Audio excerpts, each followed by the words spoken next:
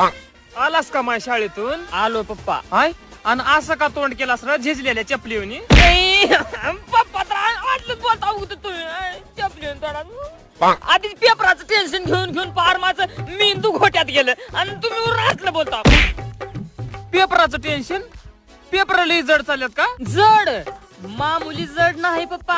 Paper जर हातात आला आणि पेपर बघितलं डोळ्यासमोर पप्पा डोळ्यातले बुबळ गर गर गर गर गर फिरलेल्यात पप्पा.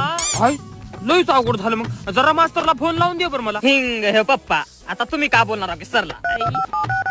बोला. हॅलो. हा बोला. हा सर, ते मी रुद्राचा पप्पा बोलला व.